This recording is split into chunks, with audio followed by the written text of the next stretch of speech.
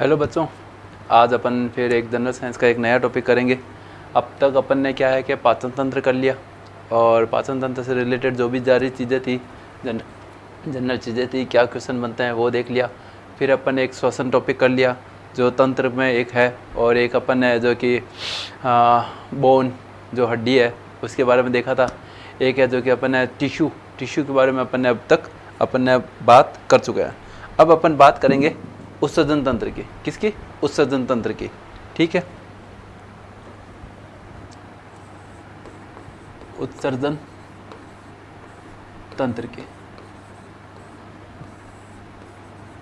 नाम से पता चल रहा है उत्सर्जन, कोई भी वेस्ट प्रोडक्ट होते हैं जो उनको शरीर से बाहर निकालना उत्सर्जन कहलाता है। ठीक है, उत्सर्जन किसे कहते हैं? उत्सर्जन नाइट्रोजनस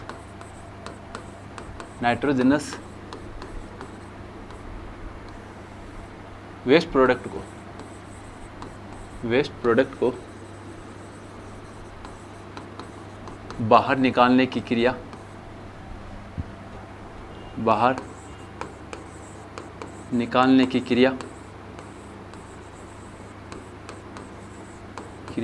उत्सर्जन कहलाती है। क्या कहलाती है भाई साहब? उत्सर्जन कहलाती है। उत्सर्जन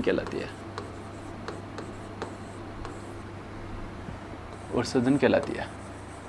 ठीक है, बॉडी में जो भी वेस्ट प्रोडक्ट होते हैं, जो काम की चीज़ होती है वो तो एब्जॉर्ब कर ली जाती है, और जो काम की चीज़ नहीं होती वो है जो कि वेस्ट प्रोडक्ट के रूप में बाहर निकाल दी जाती है। और उसको क्या कहते हैं? उत्सर्जी पदार्थ, नाइट्रोजनस। जैसे अमोनिया है, अमोनिया भी एक नाइट्रोजनस अपशिष्ट पदार्थ है जो कि नॉन कोडेटा में जलीय जंतु, एम्फीबिया है जो कि ये प्रोडक्ट, ये जो कि एनिमल है जो कि अमोनिया उत्सर्जित करते हैं। अपन ने बात करते हैं यूरिया। अपन यूरिया एक्सक्रीट करते हैं, यूरियोटेलिक कहते हैं अपन को, क्योंकि वो मनुष्य है जो कि यूरिया की फॉर्म में एक्सक्रीटेड प्रोडक्ट को बाहर निकालता है। ठीक है, एक होता है यूरिक एसिड। यूरिक एसिड कौन बाहर निकालता है? कीट हो गई, पक्षी हो गई, रेप्टीलिया हो गई, मरुस्थलीय जंतु हो गई। वो है जो कि यूरिक एसिड है जो कि एक्सक्रीट आउट प्रोडक्ट है जो कि एक्सक्रीट आउट करेंगे। ठीक है, अब अपने को इसके अकॉर्डिंग, उत्सर्जी पदार्थ के अकॉर्डिंग अपने को देखना है कौन कौन क्या चीज़ उत्सर्जित करता है। उदाहरण देख लेते हैं। पहले तो अमोनिया उत्सर्जित कर सकता है, यूरिया उत्सर्जित कर सकता है, यूरिक अम्ल उत्सर्जित करता है। ये सारे के सारे नाइट्रोजनस है, नाइट्रोजन तो होगा ही होगा। यूरिक एसिड, यूरिक अम्ल उत्सर्जित करता है, और ये अगर उत्सर्जित कर रहे हैं तो उसको क्या कहते हैं? उत्सर्जन कहते हैं। और इस उत्सर्जन पदार्थ को, उत्सर्जी पदार्थ कहते हैं, जो चीज़ बाहर उत्सर्जित कर रहा है। ठीक है, अपन देख लेते हैं एक एक इनको सबको।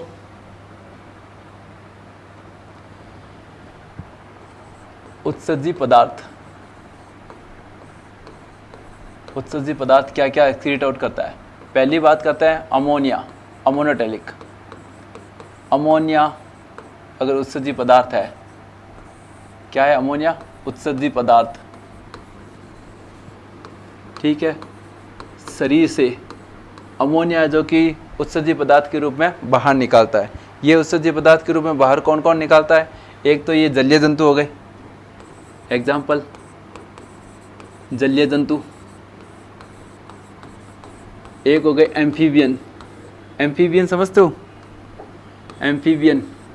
एम्फीबियन वो होते हैं जो जल में और थल में दोनों में रह सकते हैं, जल व थल दोनों में रहते हैं, उनको एम्फीबियन कहते हैं। जैसे मगरमच्छ हो गया, मेंढक हो गया, ये तरह के क्या है? एम्फीबियंस होते हैं। और ये कौन से एक्सक्रीट आउट करते हैं? ये है जो कि अमोनिया उत्सर्जित करते हैं, इसलिए इसको अमोनोटेलिक भी कहते हैं। सेकंड की बात करते हैं, कौन सा उत्सर्जित पदार्थ हो सकता है? यूरिया उत्सर्जित पदार्थ अगर यूरिया है, उत्सर्जित पदार्थ यूरिया। केमिस्ट्री में अपन बात करेंगे, यूरिया का फॉर्मूला क्या होता है? NH2CO यूरिया का फार्मूला। आप कहोगे सर इसके साथ भेदभाव क्यों कर रहे हो? अमोनिया का भी फार्मूला बता दो, लिख लो। NH3 होता है अमोनिया, और यूरिया होता है NH2CO। सबसे पहला अकार्बनिक पदार्थ जो लैब में बनाया गया था वो यही है। कौन? यूरिया। ये कौन कौन इसमें एग्जाम्पल कौन कौन से हो सकते हैं? एक तो स्तनधारी जिसमें अपन आता है मनुष्य, मनुष्य, और कुछ एम्फीबियंस, जैसे एम्फीबियन तो है, कुछ एम्फीबियंस है जो कि यूरियोटेलिक भी होते हैं। एम्फीबियंस, कुछ एम्फीबियंस अपने को और याद रहे नहीं रहे, कम से कम अपना तो देख ही सकते हैं कि अपन क्या है, यूरियोटेलिक है। यूरिया उत्सर्जी पदार्थ एक्सक्रीट आउट करते हैं, जिसका फॉर्मूला होता है NH2CO NH2। फिर बात आती है यूरिक अम्ल।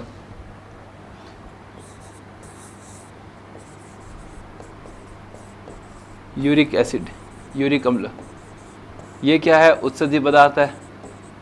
क्या है, उत्सर्जी पदार्थ है। कौन उत्सर्जित करता है, रेप्टीलिया। रेप्टीलिया समझते हो, जो रैंक के चलते हैं। रैंक के चलते हैं मतलब सांप और की तरह, ये सांप होते हैं जो रैंक के चलते हैं, वो रेप्टीलिया में आते हैं। रेप्टीलिया ये है जो कि क्या है, यूरिक अम्ल सिक्रेट करता है। और एक कीट, कीट कहते हैं कीड़े, कीड़े टाइप,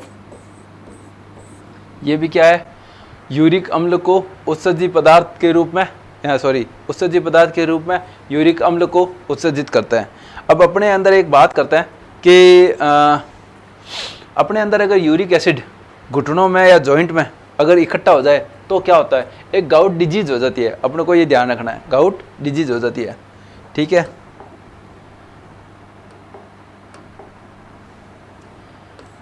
एक बात करते हैं ग्वानिन। ग्वानिन एक्सक्रीटरी पदार्थ कौन, उत्सर्जी पदार्थ है। कौन एक्सक्रीट करता है, उत्सर्जी पदार्थ कौन है, क्या सिक्रेट करता है, ग्वानिन। कौन सिक्रेट करता है भाई साहब, मकड़ियाँ। मकड़ियाँ है ना, ग्वानिन सिक्रेट करती है। क्या सिक्रेट करती है, ग्वानिन सिक्रेट करती है। बहुत ध्यान से देखना है अपने को, क्योंकि इनमें से क्वेश्चन आते हैं, उस वक्त अपन एग्जाम्पल भूल जाते हैं, तो फिर उस वक्त दिक्कत होती है। एक होता है क्रिएटिन।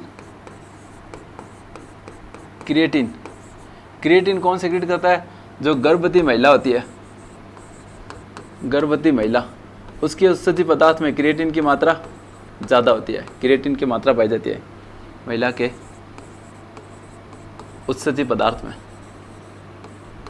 उत्सर्जी पदार्थ में क्या पाया जाता है, क्रिएटिन पाया जाता है। क्या पाया जाता है, क्रिएटिन पाया जाता है। बहुत ज़्यादा ध्यान से देखना है, क्योंकि छोटे बच्चे होते हैं या गर्भवती महिला होती है, उनमें ये क्रिएटिन की मात्रा ज़्यादा पाई जाती है, क्योंकि जो कि प्रोटीन होता है एक तरह का, वो जो कि एक्सक्रीट आउट प्रोडक्ट के रूप में बाहर निकलता है। अपने को ये चीज़ ध्यान देना है। ठीक है, अपन देख लें। एक तो अपन ने किया था अमोनिया, फिर अपन ने बात की थी यूरिया, फिर अपन ने बात की थी यूरिक अम्ल, फिर अपन ने बात की थी ग्वानिन। ग्वानिन कौन सिक्रेट करता है, मकड़ियाँ। फिर बात कर दी क्रिएटिन। क्रिएटिन कौन सिक्रेट करता है, जो गर्भवती महिला होती है वो, और या छोटे बच्चे होते हैं उनमें हो सकता है। अब बात आता है देखो उत्सर्जी अंग। उत्सर्जी अंग, उत्सर्जी अंग अपने बॉडी में जो उत्सर्जी अंग है, मेनली जब बात करते हैं वो किडनी माना जाता है। लेकिन उत्सर्जी अंग क्या किडनी ही है, नहीं। उत्सर्जी अंग के साथ अगर कहीं किडनी होता है भाई साहब। त्वचा पसीने को जो उत्सर्जित करती है, तो वो भी एक उत्सर्जी अंग के रूप में माना जाता है, लेकिन बहुत ही कम मात्रा में आता है। मैंने अगर कहीं क्वेश्चन आए कि उत्सर्जी अंग किसे कहते हैं, किडनी, किडनी कहते हैं। ठीक है, अगर बात करें कि त्वचा भी उत्सर्जित करती है, भाई हाँ करती है, प्रेस्पिरेशन पसीने के रूप में करती है। ठीक है, और ऐसे एक्सक्रीटरी प्रोडक्ट एक्सक्रीशन करती है। अब बात करते हैं मैन की, बात करें कौन है, किडनी। ठीक है, इसकी अपने को स्ट्रक्चर, मैकेनिज्म और कैसे काम करती है, क्या करती है, सब बात करनी है। और उसमें अपने को सारा कुछ देखना है। अगर इसमें थोड़ी सी भी गलती हुई और इसमें ने कोई भी चीज़ छोड़ी तो दिक्कत हो जाएगी। ठीक है, अब बात करते हैं किडनी। किडनी कितनी होती है,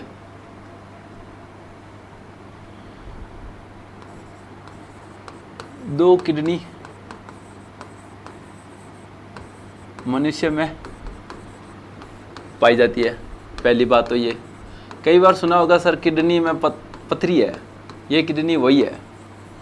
ठीक है, सेकंड बात ये ध्यान रखनी है कि राइट किडनी होती है, राइट किडनी वो थोड़ी नीचे पाई जाती है, थोड़ी नीचे होती है, थोड़ी नीचे होती है, मतलब लेफ्ट थोड़ी ऊपर होती है। राइट है, राइट नीचे होती है, राइट किडनी थोड़ी नीचे होती है। थोड़ा सा ये ध्यान देना है, क्योंकि छोटी छोटी चीज़ें हैं, कई बार क्वेश्चन पूछ लिया जाता है, अपन को ध्यान होना चाहिए। ठीक है, किडनी के अंदर उत्सर्जी तंत्र की उत्सर्जी तंत्र की संरचनात्मक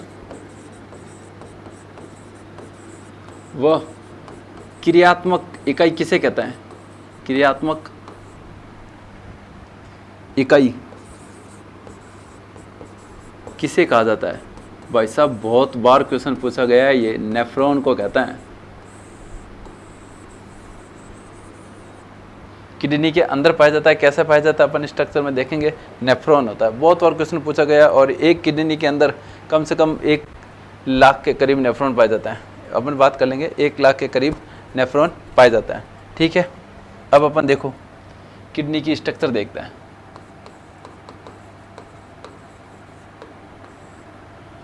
देखो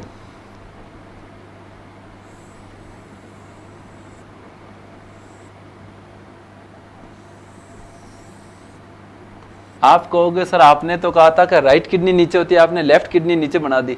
लेकिन मैंने हार्ट वाला जो डायग्राम बताया था उसमें बताया था कि ऑर्गन की जब स्टडी की जाती है तो आप जब पढ़ते हो तो ये आपका राइट होता है, लेकिन ऑर्गन की स्टडी जब करते हैं तो ये लेफ्ट बन जाता है। तो ये कौन सी है? लेफ्ट किडनी है, लेफ्ट किडनी है, ये वृक्क है। और इसके ऊपर ऊपर क्या पाया जाता है? अधिवृक्क।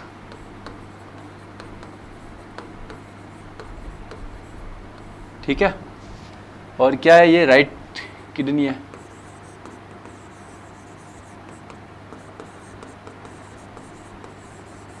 ठीक है। अब क्या है कि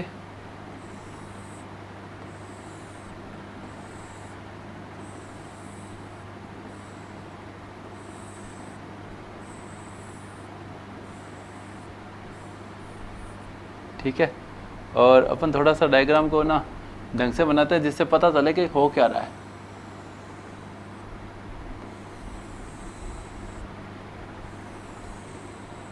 ठीक है, ये देखो यहाँ भाई साहब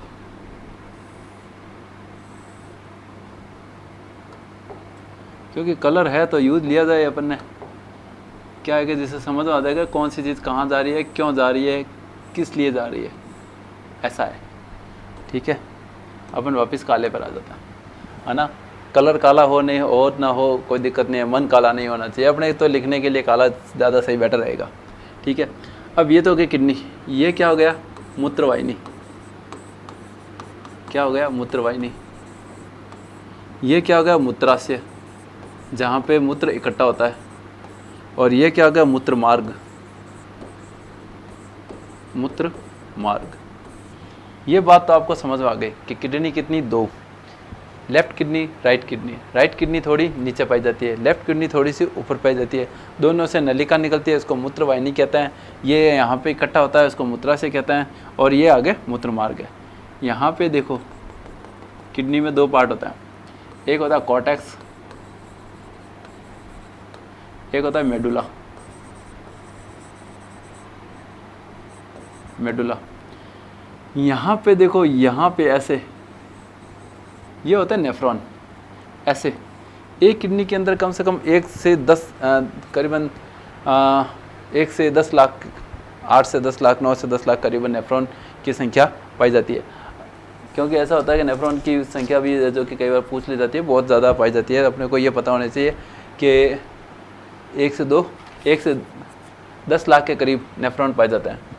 9 से 10, 1 से 2 तो क्या है? 9 से 10 नेफ्रॉन।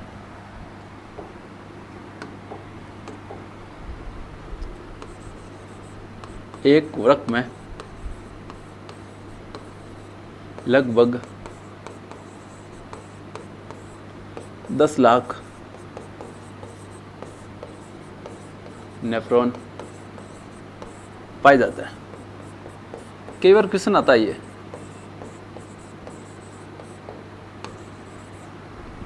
एक वृक्क में लगभग 10 लाख नेफ्रॉन पाया जाता है। नेफ्रॉन देखो यहाँ होता है, एक नेफ्रॉन ये रहा, एक नेफ्रॉन ये रहा, ऐसे नेफ्रॉन होता है। ठीक है, नेफ्रॉन की अलग से बात करेंगे। अब बात आती है कि सर ये क्या है? इसको कहते हैं, यहाँ लिख दें क्या इसके नाम? रीनल आर्टरी, वृक्क धमनी, रीनल आर्टरी, या कह दो धमनी, वृक्क धमनी। ठीक है, और ये क्या होती है भाई साहब, renal vein. Renal vein, when मतलब सिरा, वृक्क सिरा कहते हैं इसको। भाई इतना पता होना चाहिए। एक आर्टरी होती है, एक सिरा होती है। आर्टरी का काम क्या होता है, हृदय से अंग तक रक्त पहुंचाती है। ऐसे जाएगा, ठीक है, ये ऐसे जाएगा। अब बात आती है कि सर ये सिरा क्या होती है। सिरा होती है कि अंग से रक्त को वापस लेके आती है, तो ये है सिरा। और धमनी समझ में आ गई, अंग के अंदर लेके जाती है। और सिरा समझ में आ गया कि अंग से जो रक्त होगा वो वापस लेके जाएगा हृदय तक, ठीक है। धमनी का काम हृदय से अंग तक, और सिरा का काम अंग से हृदय तक ले जाने का काम होता है, इसलिए इसका नाम वृक्क धमनी वृक्क सिरा कहता है, ठीक है। ये मान हो गए मैन हो गया किडनी, उत्सर्जी अंग, उत्सर्जी अंग। अब बात करते हैं अपन नेफ्रॉन की। जब बात करते हैं नेफ्रॉन, नेफ्रॉन को जो डायग्राम है ना बुक में बहुत ही टिपिकल दिया हुआ है। अपने को क्या थोड़ा सा इजी डायग्राम देखना है। देखो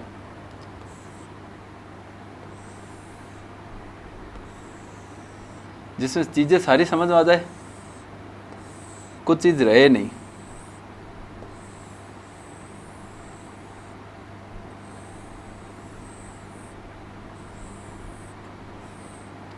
एक नेफ्रॉन अगर ऐसे 2 3 4 वो भी होगी, और एक कलेक्टिव ट्यूब है जो कि मिलती रहेगी इसमें ऐसे, ठीक है, ठीक है। अब इसका नोमेनक्लेचर कर लेते हैं, नाम लिख लेते हैं, ठीक है। यह है बोमन कैप्सूल, बोमन संपुट।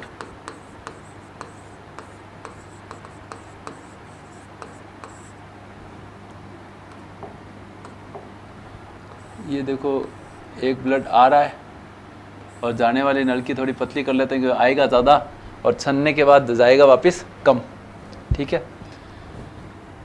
यहाँ पे रक्त आ रहा है, यहाँ छनने के बाद वापस जाएगा। यहाँ पे रक्त छना, इधर गया इधर गया, कुछ पार्ट जो काम का था वो अवशोषित होता रहेगा, होता रहेगा, होता रहेगा, होता रहेगा, ऐसे चलता रहेगा। ये लास्ट में संग्राही नलिका में आ जाता है। संग्राही नलिका में जितने भी नेफ्रॉन थे सारा आ जाता है, और यहाँ से आगे मूत्रवाहिनी में निकल जाता है, ठीक है। अपन देखेंगे, पहले तो आया ब्लड बोमन संपुट में। बोमन संपुट में क्या हुआ, यहाँ पे ग्लोमेरुलस फिल्टर है। क्या है, ग्लोमेरुलस मेरुलस छनित्र है, ठीक है। यहाँ पे क्या है, ये समीपस्थ नलिका है, समीपस्थ नलिका है। यहाँ पे क्या है, Henle, loop of Henle, Henle का लूप कहते हैं जिसको। क्या है भाई, हैनले का लूप। यहाँ ये क्या है भाई, दूरस्थ नलिका, दूरस्थ नलिका है। और ये क्या है भाई साहब, लास्ट में संग्राही नलिका। क्या है, संग्राही नलिका, संग्रह करती है, संग्राही नलिका। ये होती है नेफ्रॉन की स्ट्रक्चर। वो होती इजी स्ट्रक्चर जो अपने को इजीली समझ में आ जाए, नहीं तो अपने को ये चीज़ समझ में नहीं आती कि करना क्या चाह रहा है, हो क्या रहा है और होगा क्या, ठीक है।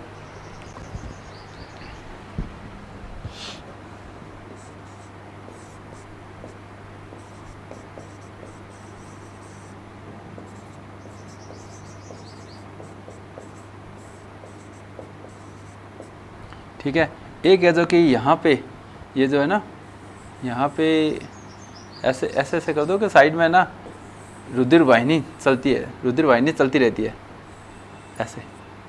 जो भी काम की चीज़ थी रुधिर वाहिनी क्या करेगी, अवशोषित कर लेगी।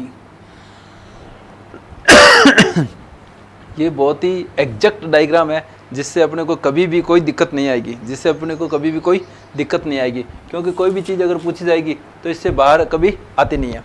देखो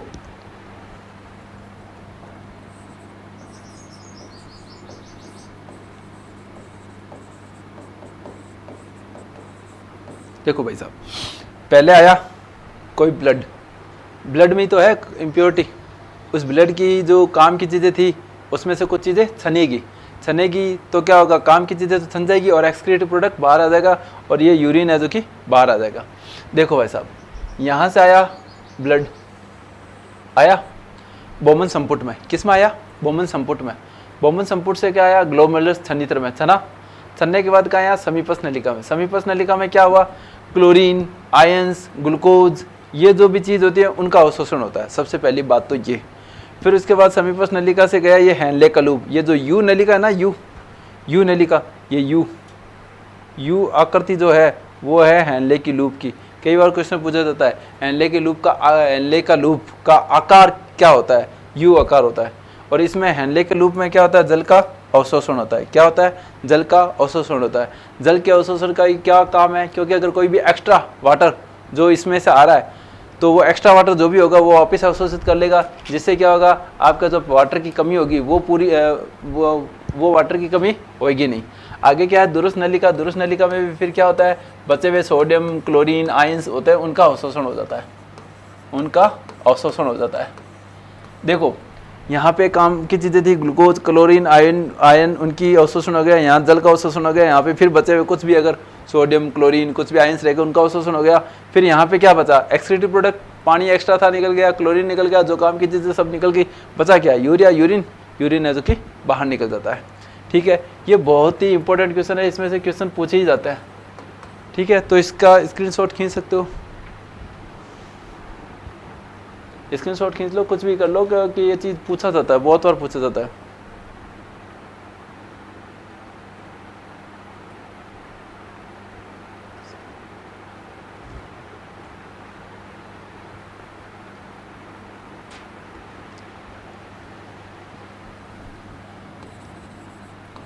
सांप, मगरमच्छ, घड़ियाल में मूत्राशय अपसेट होता है। क्या, मूत्राशय अपसेट होता है, अनुपस्थित होता है, मूत्राशय अनुपस्थित होता है। अपने को ये चीज़ ध्यान रखना है। ठीक है, इकट्ठा नहीं होता मतलब सीधा का सीधा यूरिन बना सब बाहर। ठीक है, इसका मतलब ये होता है, मूत्राशय अनुपस्थित होता है, थोड़ा सा ध्यान रखना है।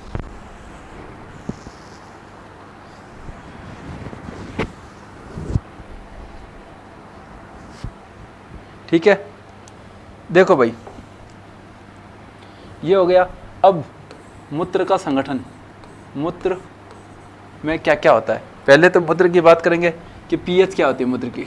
बहुत बार क्वेश्चन पूछा जाता है, पीएच होती है 6 का मतलब क्या हो गया, पीएच जब 7 होती है तो उसको कहते हैं उदासीन, और पीएच जब 7 से ज़्यादा होती है उसको कहते हैं क्षारीय। जब पीएच 7 से कम होती है वो तो ये अम्लीय।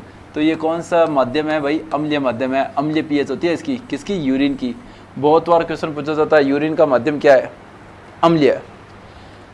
जल आपको पता ही है, काफ़ी मात्रा में जल होता है, तो 96% है जो कि इसमें जल मान लेते हैं, क्योंकि बहुत ही मात्रा में जल होता है इसमें। ठीक है, यूरिया तो उत्सर्जित करता ही करता है। तो कितना उत्सर्जित करता है भाई साहब, 2% ही होता है यूरिया।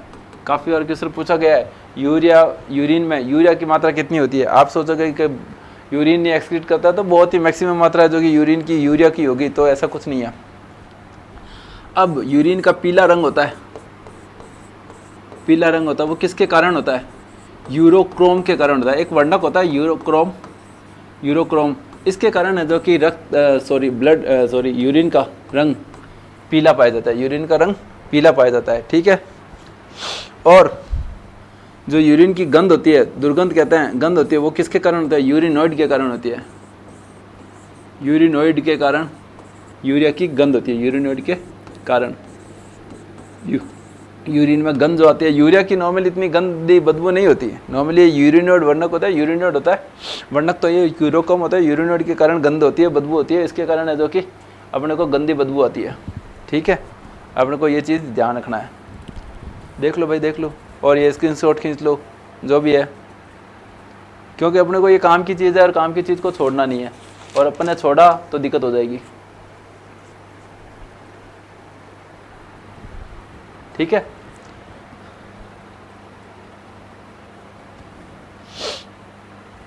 बात करें और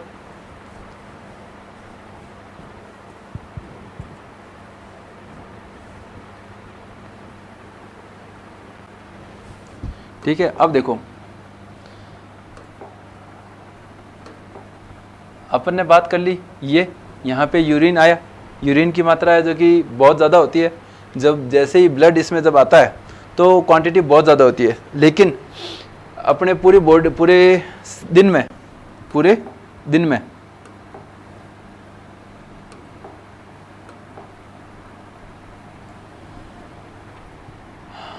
मूत्र की मात्रा पूरे दिन में कितनी होती है?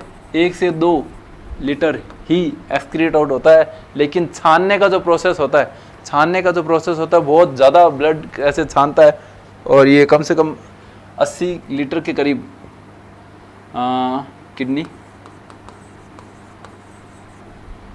प्रतिदिन, किडनी 80 लीटर के लगभग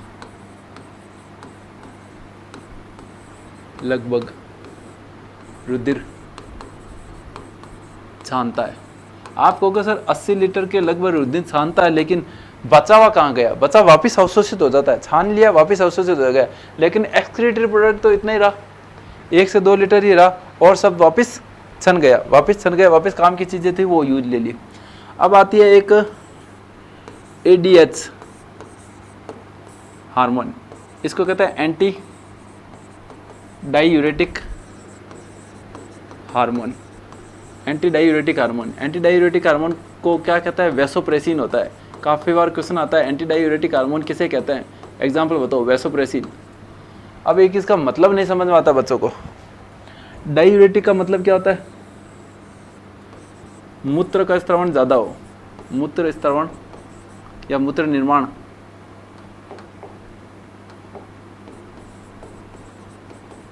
ज़्यादा हो, उसको कहता है डायूरेटिक। और फिर एंटी डायूरेटिक किसको कहेंगे?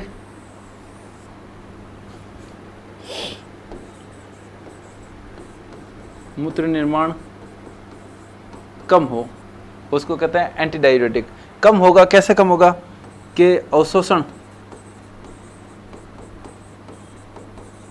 ज़्यादा हो जाएगा।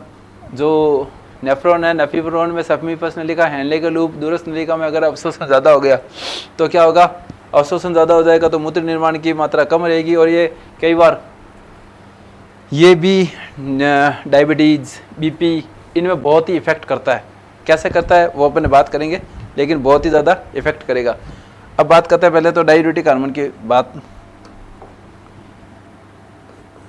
देखो डायूरेटिक कौन कौन से होते हैं? एक होता है मैनिटॉल। कौन होता है? मैनिटॉल। एक होता है फ्रूसेमाइड। एक होता है हाइड्रोक्लोरथाइजाइड। कौन होता है? हाइड्रोक्लोरथाइजाइड। डायूरेटिक कहते हैं किसको है? जो मूत्र निर्माण ज़्यादा करे, अवशोषण कम कराए, मूत्र निर्माण ज़्यादा होगा। आपने देखा होगा चाय पीने से मूत्र ज़्यादा आता है, तो वो एक तरह के डायूरेटिक है। अल्कोहल ड्रिंक्स, जो ड्रिंकर्स होते हैं, ड्रिंक करने के बाद बहुत मूत्र आता है उनको, तो ये भी डायूरेटिक है एक तरह का। एंटी डायूरेटिक की अपन ने बात कर ली, ADH। एंटी डायूरेटिक कौन है? वैसोप्रेसिन।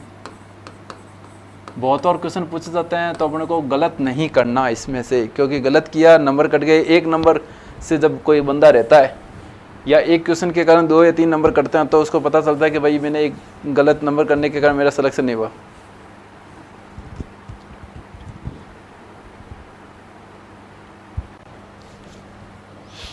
ठीक है, एक और देख लो। यूरिया में ग्लूकोज की अधिक मात्रा, जब ग्लूकोज की मात्रा अधिक हो उसे क्या कहते हैं? उसे ग्लूकोसूरिया कहते हैं। ग्लूकोसूरिया कहते हैं। ग्लूकोसूरिया मतलब जब भी वर्ड आए ग्लाइकोसूरिया या ग्लूकोसूरिया, इसका मतलब ये होता है कि यूरिन में ग्लूकोज की मात्रा ज़्यादा है। ग्लाइकोसूरिया कह दो, सूर्या क्यों कहो, ग्लाइकोयूरिया कह दो, ग्लाइकोयूरिया। ठीक है, क्योंकि बहुत काम की चीज़ें पूछा जाता है। एक होता है यूरेमिया।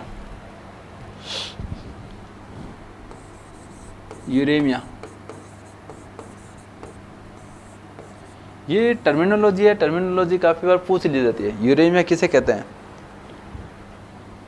मूत्र में यूरिया की मात्रा ज़्यादा हो, यूरिया की मात्रा ज़्यादा हो, उसको क्या कहता है? यूरेमिया कहता है। मूत्र की यूरिया की मात्रा ज़्यादा हो, उसे क्या कहता है? यूरेमिया कहता है। यूरिया से, यूरेमिया से नाम से पता चल जाएगा यूरिया ज़्यादा है, ठीक है। ग्लाइकोयूरिया में समझ आ जाएगा मूत्र में ग्लूकोज की मात्रा ज़्यादा होती है, ग्लाइकोयूरिया कहता है, ठीक है। ये मेन काम की चीज़ें थी, अपन ने ये पढ़ी है।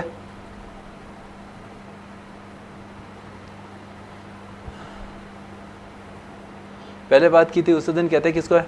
अमोनिया, यूरिया, यूरिक अम्ल है जो कि एक्सक्रीटिव प्रोडक्ट होता है। फिर उसके बाद अपन ने बात की थी अमोनिया, यूरिया, यूरिक अम्ल, और उसके बाद है जो कि ग्वानिन की बात की रही थी, जो मकड़ियों एक्सक्रीट करती है। क्रिएटिन है जो कि गर्भवती महिलाएं एक्सक्रीट करती है।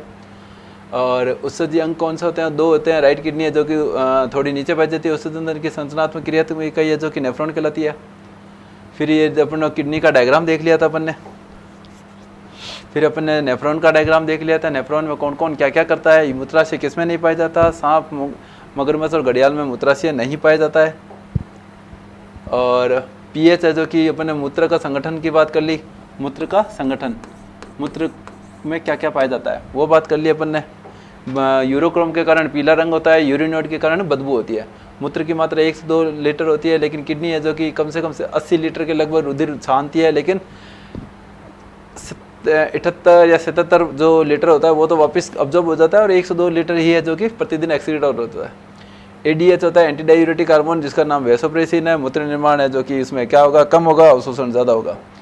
डायूरेटिक हार्मोन की बात कर ली अपन ने, एंटी डायूरेटिक हार्मोन की वहाँ बात कर ली अपन ने। यूरिया की मात्रा, यूरिया में अगर है ना, यूरिन में अगर है ना, मतलब मूत्र में ग्लूकोज की मात्रा ज़्यादा है तो उसको ग्लाइकोयूरिया, और यूरिया की मात्रा ज़्यादा है तो यूरेमिया कहलाता है, ठीक है। ये चीज़ अपने को